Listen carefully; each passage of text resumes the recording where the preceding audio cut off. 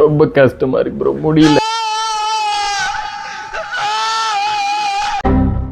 அப்படின்னு ஒரு பொண்ணு என்கிட்ட வந்துட்டு பேசிட்டு இருந்துச்சு. எனக்கும் பாவமா இருந்துச்சு. சரிம்மா சொல்லு, என்னம்மா உனக்கு பிரச்சனை அப்படின்னு கேட்டேன். அப்போ சொல்லிச்சு, இல்லைண்ணா இந்த மாதிரி நான் ஒரு பையனை லவ் பண்ணேன் 10th படிக்கும் போது.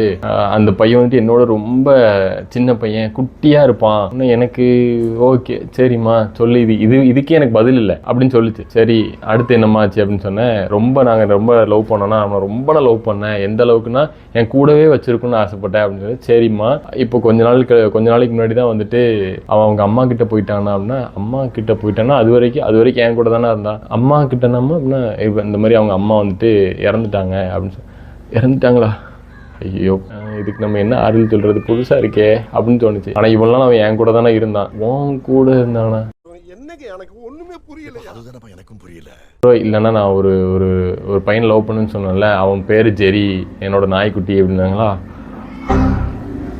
அடங்கொய்யால அவ இங்க வந்துட்டு எனக்கு இது போயிருச்சு, இப்படி கஷ்டப்பட்ட, இப்படி ஏமாந்துட்டேன்னு சொல்லிட்டு புலம்பி அழுதுகிட்டு இருக்காளுங்க. இந்த நேரத்துல வந்துட்டு எனக்கு உண்மையாவே அந்த நாயை பத்தி காதல்னு சொன்னா எனக்கு பிரச்சனையே இல்லை. அது நான் ஒரு நாயை தான் நான் காதலிச்சேன் அப்படின்னு சொல்லி ஆரம்பிச்சிருந்தா நான் இது ரொம்ப இதுக்காக டைம் ஒதுக்கி பேசியிருக்க மாட்டேன். அதை விட்டுட்டு நான் ஒரு பையனை காதலிச்சேன்னே பெருசா கொண்டு போயிட்டு இறந்த வரைக்கும் கொண்டு போய் நீ வந்துட்டு ஃபீல் பண்ண வச்சுட்டு கடைசியில் ஒரு நாயின்ட்டாங்க. ஏமா ஒரு நாயை தான் நீ இவ்வளவு சொன்னி அப்படின்னு கேட்கிறேன். நாயின்னு சொல்லாதீங்க, எனக்கு கெட்ட கோவம் வந்துருமா. நான் எவ்வளவு சீரியஸா கேட்டுட்டு இருந்தேன் இந்த கதையை, கடைசியில் நாயின்னு சொல்லி நுப்பாட்டிட்டு உனக்கு கோவம் வருதா? நான் தான் கோவப்படணும். இதை பார்த்தவங்களுக்கு இதெல்லாம் இவ்வளவு நேரம் பார்த்துருப்பீங்கல்ல, உங்களுக்கு எப்படி இருந்துச்சு? அப்படித்தான் எனக்கு இருந்திருக்கும். லைக் பண்ணிட்டு சப்ஸ்கிரைப் பண்ணிட்டு போங்க.